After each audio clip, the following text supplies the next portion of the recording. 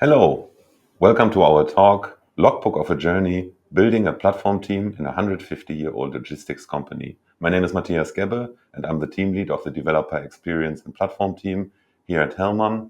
And with me is my colleague, Aljoscha. Hi, my name is Aljoscha. I'm with Hellmann for nearly 5 years now. I'm a software engineer in the Developer Experience and Platform team, and today we want to show you or tell you our journey in the last year. Enjoy the show. The story of Hellmann begins 150 years ago, in 1871. As a one-man business, nowadays we provide the whole chain of having road, rail, air and sea, or contract logistics.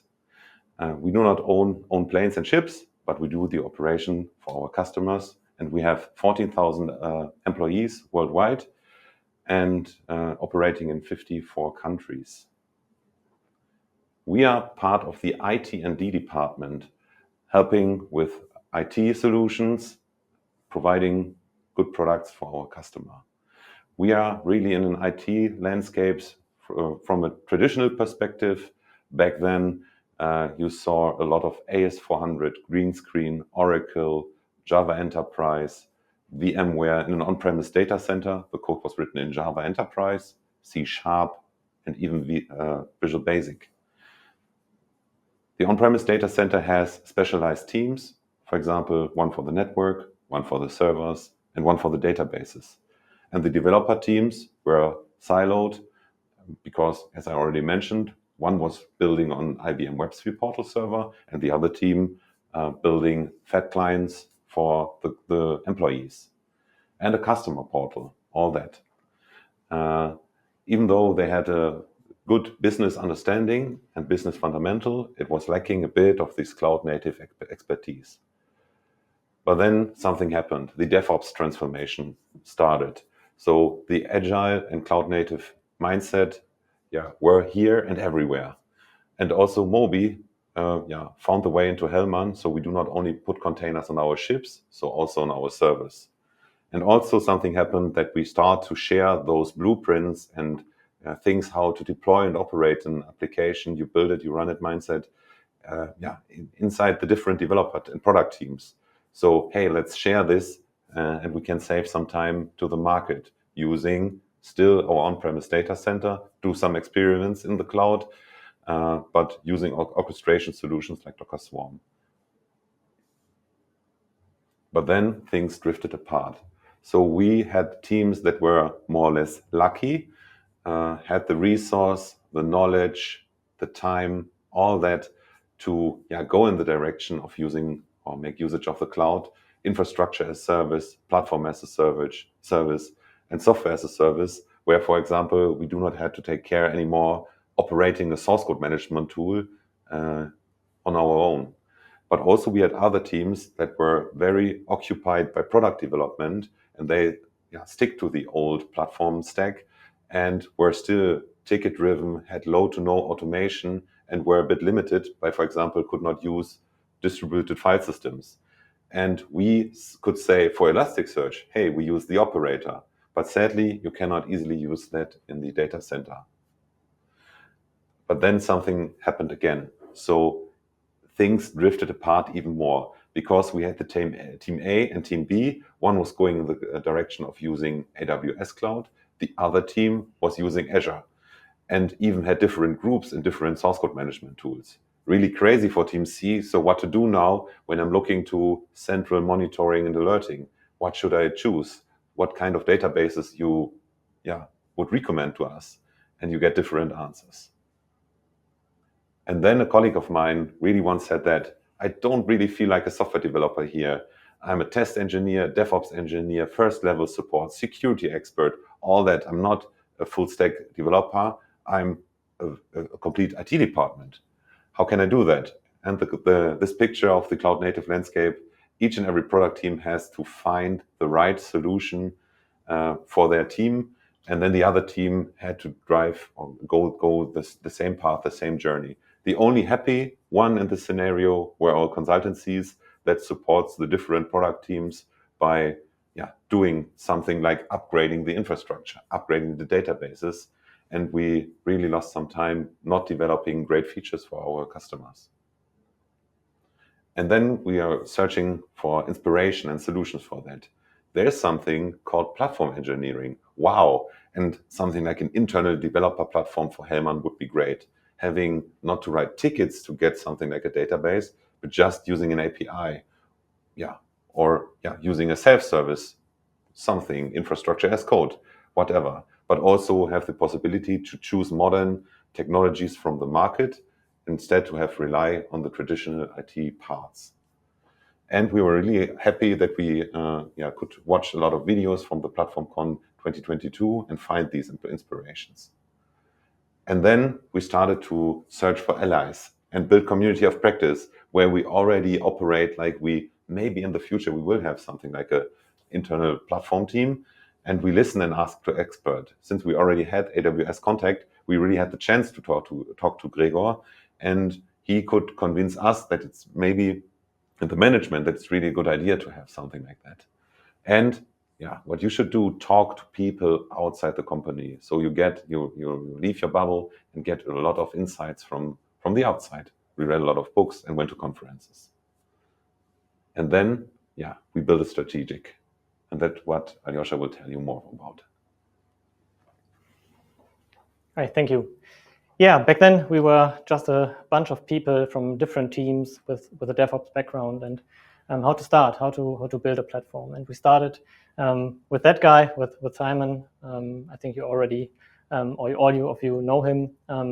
So we started with a why, and that was really a game changer for us, I would say. And it's up to today, a really important thing for us. So we defined a mission statement. We strive to unleash the all-out developer potential to shape the digital future and growth of Hellmann. And that's something we always come back to and ask ourselves if we are still following that path. And based on that why, we then build our pillars, our foundation, what is important for us, what is important for the company and for our customers, for the developers. And it's transparency, trust, automation, innovation, autonomy, developer first, and security. And we always come back to that and ask ourselves if this or that supports one of the pillars. And after that, we defined the what. So it was clear, of course, that we will go in the direction of cloud, and we already had something there. And Kubernetes may be a solution, but after that, everything was really built based on those pillars and on the why. And then we started. Let's go. We built a batteries included Kubernetes, configuration management, source code management, and CI/CD. That were the founding technologies, I would say, where we started with our team and with the platform. Then we had a little drawback. I think everyone knows that, the typical not invented here syndrome. So we should do it ourselves, and we did that. We deployed databases on our own in our clusters, and it was not a good idea, I would say. So it was way better to build the platform based on what's already there. And you have cloud providers exactly for that. So don't deploy databases in your cluster, use managed services from them. That's really important for us. And then we integrated more and more features. So we thought, or we think, that self-service is key, of course, but sometimes it's better to not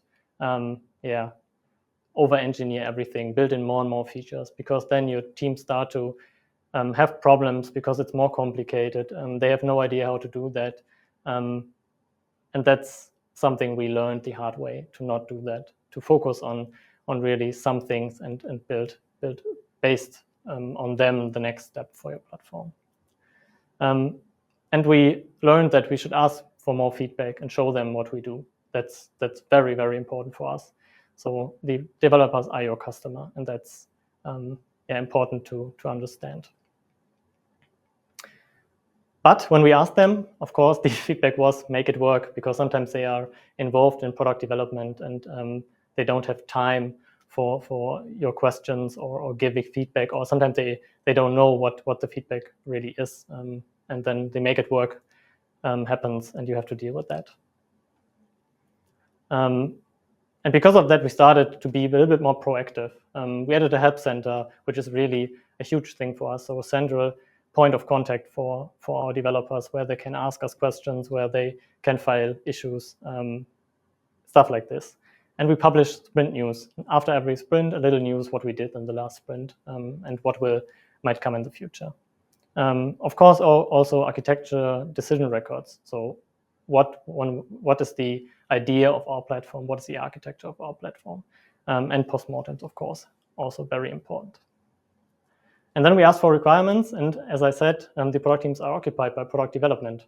And that's, then again, a problem, because they have sometimes no idea what they want, because they don't have time for this. And they are really involved in their own stuff and have to deal with that. And then we learned that, and it's really one of the biggest things for us, I would say, to get a product owner, and have someone who can talk to the teams, prioritize stuff, and find a way through the jungle of all the possibilities you have in building a platform. And identify the pain points, because sometimes it's not the cool but the necessary stuff that makes all the difference. That's also something. We build a lot of cool things into our platform, but in the end, stuff like dependency automation tooling, Renovate, Dependabot, observability solutions, and secrets management freed up an unbelievable amount of time of the developers. And that was really, really a game changer for us and for the teams. And then they started to appreciate our platform, and that was a good feeling. So we had the feeling, okay, we are now going in the right direction. But of course, we again had the problem of building in too many features. It's too complicated. And then we started to involve us more and more into implementing it for the product teams in the end, which is not something that scales. So you have to get out of the product teams and build your platform and build it in a way that they can integrate it easily. And therefore, you need documentation and training, very important. Let's show them how to use it, and give them the possibility to do it on their own. It's a better feeling for them, and it's a better feeling for you in the end. But of course, in a company like this, you have different teams, all with great products, but a wide range of knowledge across the teams. So cloud native teams which might already know stuff like Grafana, Kubernetes, and cloud, but also teams which were built or are working on a different technology stack. And you have to deal with it and have to find ways out of this situation and get them on the same level. That is a very important idea. And I don't lie to you, it's hard sometimes, and you have to be patient and you have to teach them, but it's the only way to do it. And sometimes it gets a little bit lost that this is a huge part of platform development, to document stuff and train your developers to do the right things with your platform. And now I hand over to Mathias again. Hey, I want to show you the key takeaways from this talk. So first one is start smart. We talked about the dependency management, secrets management, and all that really freed up a lot of time and were the game changer for us, but not automated Kubernetes cluster deployment.